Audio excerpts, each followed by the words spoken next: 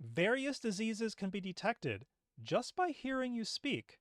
A baby has been genetically modified to cure a disease. Maternal health AI assist rural mothers. Drones deliver medications, and more. Welcome to Digital RN. I'm Nurse Marcus. Today we're going to talk about how AI can detect various diseases just by listening to your voice. How a human baby has been genetically modified to cure a disease. A maternal health AI agent assists rural mothers with personal care. Drones deliver medications. AI can detect signs of pancreatic cancer better than most doctors. And the FDA has a list of all AI-enabled health devices that it's approved, including summaries and safety and effectiveness. All right, so let's just jump right in. I'm going to minimize this like this, and there we go. All right, so just by listening to your voice, AI can detect cancer, Parkinson's, Alzheimer's, and more. All right, so check this out. AI voice agents are making significant advancements in the field of disease diagnoses by analyzing vocal biomarkers to detect various health conditions. This non-invasive approach leverages subtle changes in speech patterns, pitch, and tone to identify early signs of diseases. So, just by listening to your voice, AI can detect early stage lung cancer with high accuracy. It can differentiate between those who have Parkinson's and those who do not. It can predict Alzheimer's progression with an over 78% accuracy. It can detect diabetes through vocal biomarkers. It can detect Parkinson's disease by analyzing speech patterns, pitch, and frequency. It can detect high blood pressure through voice changes, type 2 diabetes through a 10-second voice sample, and it can predict the risk of coronary artery disease as well. So I think these new non-invasive technologies are amazing, and I can't wait to see how they develop over time. I'm concerned about privacy. Imagine if an employer, insurance company, or the government could determine your physical health with a 10-second voice sample and with a 90% accuracy. What about your mental health? In the next 5 or 10 years, unless there's regulation, this could be a possibility. A baby's life is transformed by gene editing. Science fiction is now reality.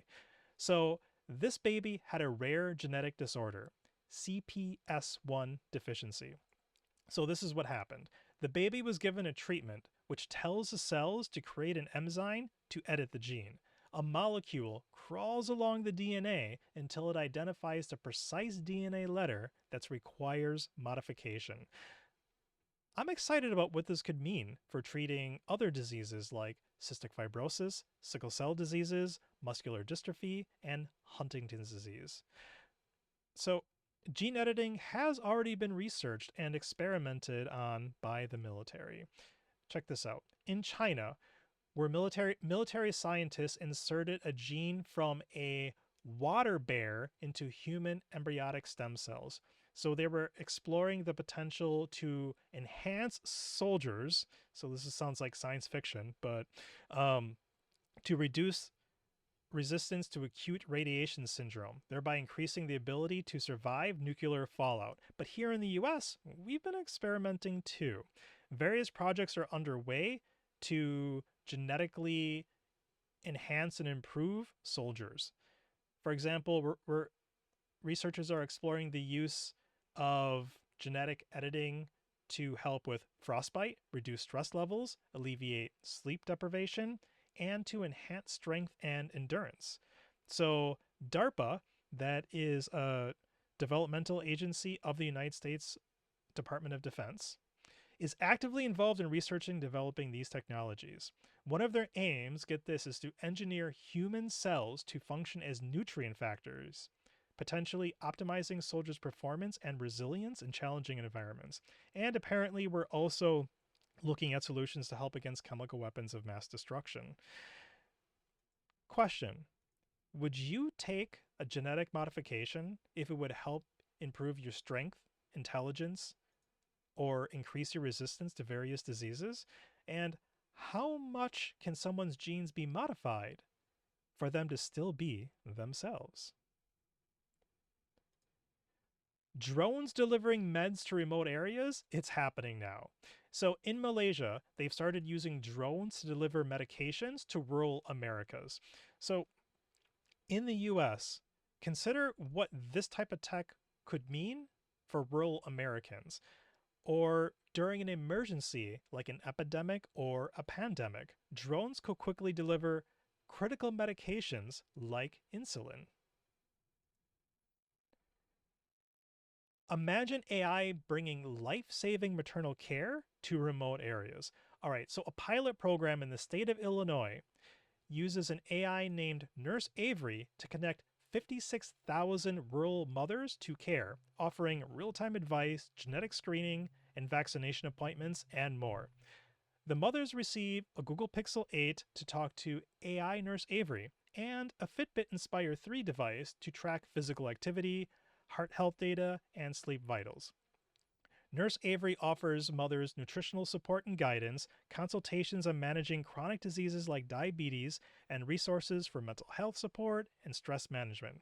It can also provide immediate access to care plan details and instructions on medications, and it can answer questions about symptoms. This is a big help for maternal health equity, and this provides underserved communities with cutting edge tools. My only criticism is that I think the name Nurse Avery is misleading. This seems more like an automated data retrieval system, not like a registered nurse.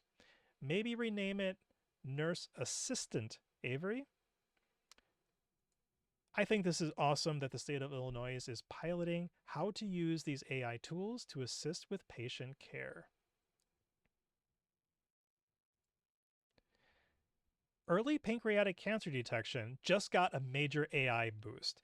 So, PancreaSaver uses AI to analyze CT scans to detect early stage pancreatic tumors by scanning suspicious lesions with an overall diagnostic accuracy of over 90%. In comparison, humans miss approximately 40% of the lesions.